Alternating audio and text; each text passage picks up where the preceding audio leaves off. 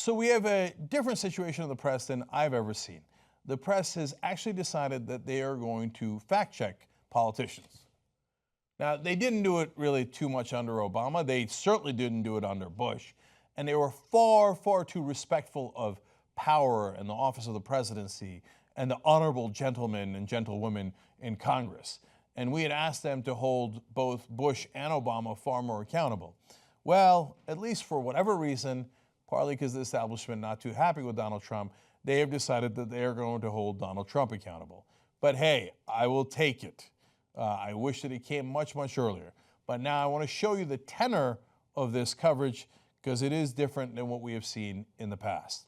New York Times, with this scathing and correct headline saying, with false claims, Trump attacks media on turnout and intelligence rift. So that is a hell of a headline saying that he is not accurate right in the headline. I love it because the headline is the most important thing. And for so long, the New York Times and others let the Bush administration get away with saying, Bush claims America is safe. Bush claims that we're making progress in Iraq. Bush claims that Saddam Hussein has weapons of mass destruction. Well, is it true or is it not true? And by the way, on Obama claims to have transparency in his government. Well, he went after reporters more aggressively than any other president. Okay, now let's get to the heart of the article, and there, more truth-telling. They say President Trump uses first full day in office on Saturday to unleash a remarkably bitter attack on the news media, falsely accusing journalists of both inventing a rift between him and intelligence agencies and deliberately understating the size of his inauguration crowd. They say it right there. It's not true, and they are going to back it up with numbers in a second. They go on to say, in a visit to the Central Intelligence Agency intended to showcase the support for the intelligence community, Mr. Trump ignored his own repeated public statements criticizing the intelligence community, a group he compared to Nazis just over a week ago. So in the bad old days of neutral journalism, they would have just said whatever Trump said and then not actually fact-checked him that he had said the opposite just a couple of weeks ago. So this is a great improvement. Now, they quote Donald Trump as saying, I have a running war with the media. They are among the most dishonest human beings on earth, and they sort of made it sound like I had a feud with the intelligence community. This is, of course, in his speech to the CIA. He went on to say, I love you, I respect you, there's nobody I respect more. And of course, there's this tweet from earlier this month from Donald Trump. Intelligence agencies should never have allowed this fake news to leak into the public, referring to how the Russians helped them. One last shot at me. Are we living in Nazi Germany? Yeah, I know. The people that I respect and love, I usually call Nazis too. Or maybe not. Okay. New York Times continues to fact check him. They say on his crowd size, he said that up to 1.5 million people had attended his inauguration, a claim that photographs disproved. I'm telling you, man, I've been covering politics for over 20 years. For every other president, they would have said, this is what their claim is, and they would have moved on. And it was infuriating. Now, you know, I'm annoyed that they didn't do it for earlier presidents, but I'll take it. At least fact check going forward. And if it's a establishment politician you like that isn't Trump, that's in the Congress, please fact check them as well. This shouldn't be an anomaly just for Trump. It should apply to all politicians. Okay, now they go on to Sean Spicer, who is his press secretary, who also lied in his first press conference. They explained Mr. Spicer scolded reporters and made a series of false statements. So now that is very, very clear, and things that they would not have said in the past.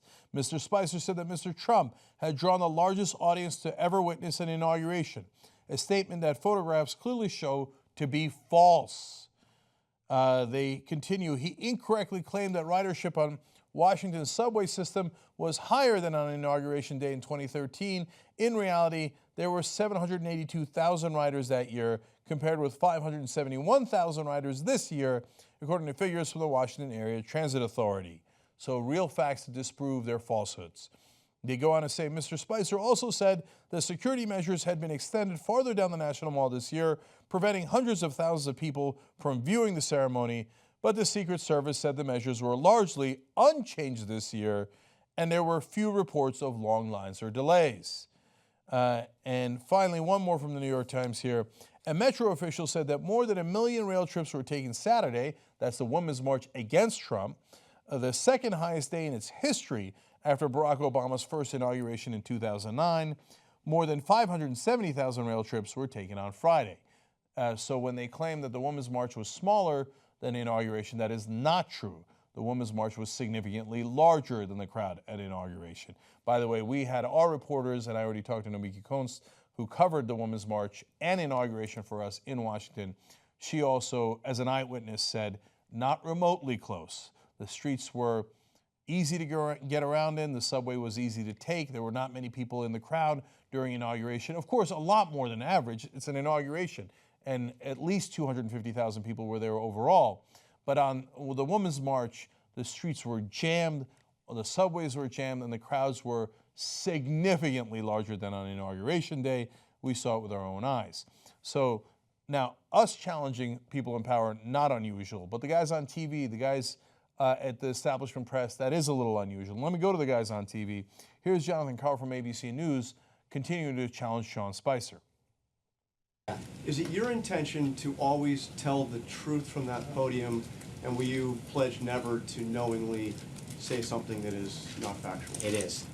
It's an honor to do this, and yes, I believe that we have to be honest with the American people. I think sometimes we can disagree with the facts, and you're in the same boat. I mean, there are times when you guys tweet something out or write a story and you publish a correction. That doesn't mean that you were intentionally trying to deceive readers and the American people, does it? And I think we should be afforded the same opportunity. It is a two-way street. There are many mistakes that the media makes all the time. They misreport something, they don't report something, they get a fact wrong. I don't think that's always to turn around and say, okay, you were intentionally lying. So a little bit of a backtrack there from the Trump administration on the crowd size. That's good. I'll definitely take it. And part of the reason they're backtracking is because the media actually did its job of fact-checking them and did it so aggressively. And Jonathan Karl there asking the press secretary for the White House, are you always going to tell the truth? Because apparently they're not sure. I would be very surprised if we could find tape of people asking that of the White House press secretary in other administrations. I know those guys claim that they're watchdogs, but I watched them for all those years.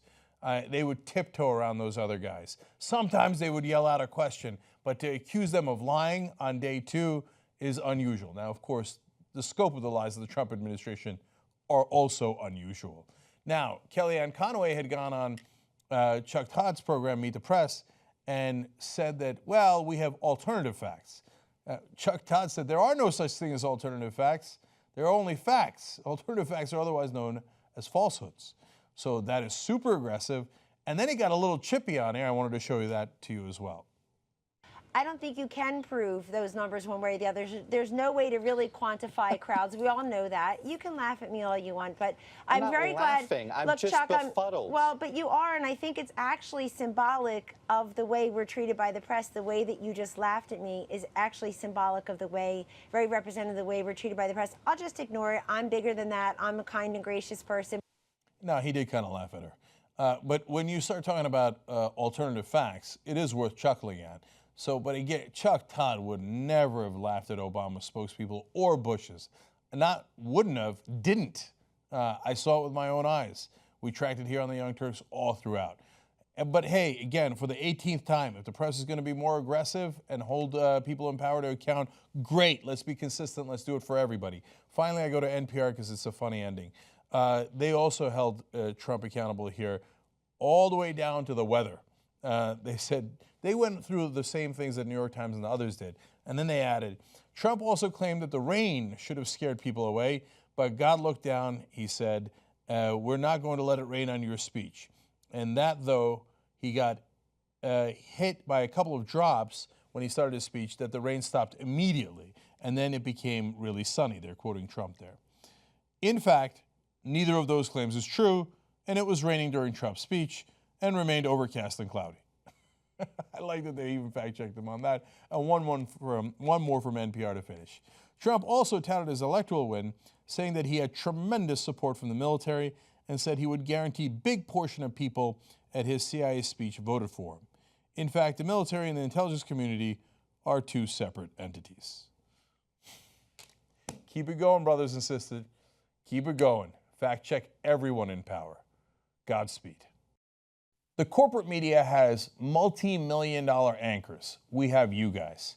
Go to tytnetwork.com/go, and you can help hire investigative reporters that'll do real journalism.